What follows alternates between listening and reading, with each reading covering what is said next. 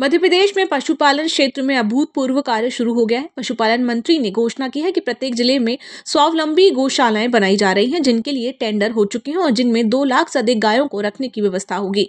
मंत्री ने गौशालाओं को स्वावलंबी बनाने के लिए खास तरीके बताए हैं, जिनमें शामिल है गोबर से सीएनजी और खाद बनाना, सोलर ऊर्जा का उत्पादन। राज्य में अब नई तकनीक का बड़े पैमाने पर उपयोग किया जाएगा। ये उन्नत कृत्रिम गर्भाधान तकनीक 90% से अधिक सटीकता के साथ केवल मादा बछिया पैदा करना संभव बनाएगी, जिससे नर बछड़ों के जन्म में कमी आएगी। ये पहल डेयरी किसानों की आय बढ़ाने और पशुधन प्रबंधन को आधुनिक बनाने की दिशा में एक बड़ा कदम है। देखिए, पशुपालन ने जो काम किया है वो पहले कभी नहीं हुआ। पूरे देश में पहले बार मध्य प्रदेश में हो रहा है। हमने जो स्वावलंबी गौशालाएं बना रहे हैं, जिसका हमारा टेंडर भी हो गया, 8 तारीख उसकी लास्ट डेट है।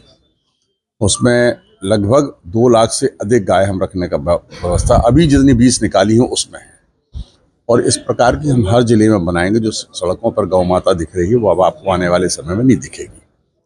इसके साथ साथ उसको हमने स्वावलंबी बनाने का जो तरीका निकाला है, वो गौशाला से सीएनजी भी बनाएगा, वहाँ सोलर भी लगाएगा, उसके खाद भी बेचेगा और उसके साथ साथ ब्रीडिंग का काम करेगा, जो सबसे इम्पोर्टेंट काम है। ब्रीडिंग से होगा क्या, जो अभी जो गौ माता मतलब उस स्टैंडर्ड की नहीं है कि जो दूध ठीक से दूध दे सके, 1 लीटर आधा लीटर वाला, जब आने वाली जनरेशन की जो बच्चियाँ पैदा होगी, क्योंकि आजकल टेक्निक आ गई कि सेक्स सॉर्टेड सीमेन से अगर हम उसको करेंगे, ये एम्ब्रियो से ट्रांसप्लांट करेंगे तो बच्चियाँ ही पैदा होगी और अच्छी नस्ल की बच्चियाँ पैदा होगी तो दूध भी देगी वो।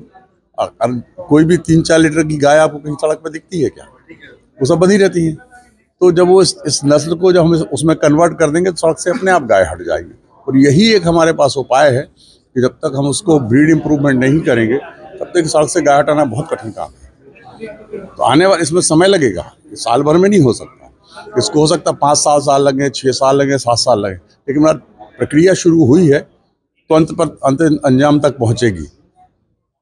जैसा आप लोग, बहुत सारे लोग, टेक्निकल बात है इसलिए कई लोग समझ नहीं पाते। जैसे हम लोग अभी पहले भी एआई होती थी, गाय को क्रॉस करने के लिए हम लोग सीमेन से करते थे, लेकिन वो रिकॉर्ड नहीं होता था, पता नहीं चलता था। रिकॉर्ड आया था कि 400 कर दिए, 4000 कर दिए, लेकिन उसका क्या परिणाम आया ये नहीं मालूम नहीं होता था। तो हमने इसको सारा रिकॉर्ड में रखा है कि अगर हमने आज दिन भर में मान लो 5000 की या 6000 एआई पूरे प्रदेश में की, तो सुबह हमारे पास रिपोर्ट आती है कहाँ किस किसान के यहाँ की।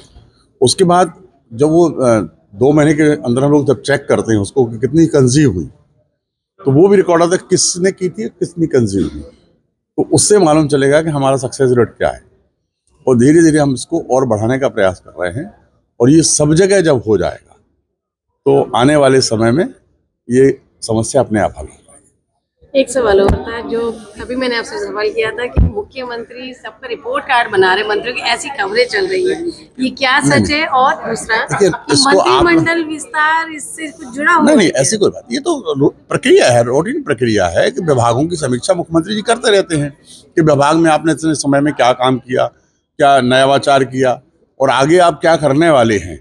ये सारी जानकारी मुख्यमंत्री जी तक पहुँचे। और अब तो आज माननीय मुख्यमंत्री जी ने ये भी कहा है कि कैबिनेट में हर दिन हर कैबिनेट पे कोई न कोई मंत्री का प्रेजेंटेशन रखेंगे, जिससे उस विभाग के बारे में सारे मंत्रियों को जानकारी लग सके। और जैसे हमसे मान लो आप किसी विभाग की पूछो और उस विभाग में क्या हुआ हमें नहीं मालूम, तो हम उसका जवाब नहीं दे पाते।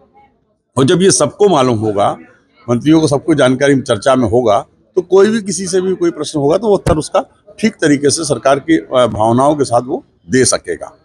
तो बहुत अच्छी बात है, नवाचार है निश्चित रूप से। तो मैं तो मुख्यमंत्री का धन्यवाद करता हूँ कि वो सब हम लोग को इतना अवसर दे रहे, अपनी बात कहने का अवसर दे रहे। और जब ये नवाचार होंगे तो आप लोगों तक भी आएंगे, आपके माध्यम से जनता तक पहुँचने का काम होगा। बहुत बहुत धन्यवाद। टीवी के लिए स्वाति ओगले की रिपोर्ट।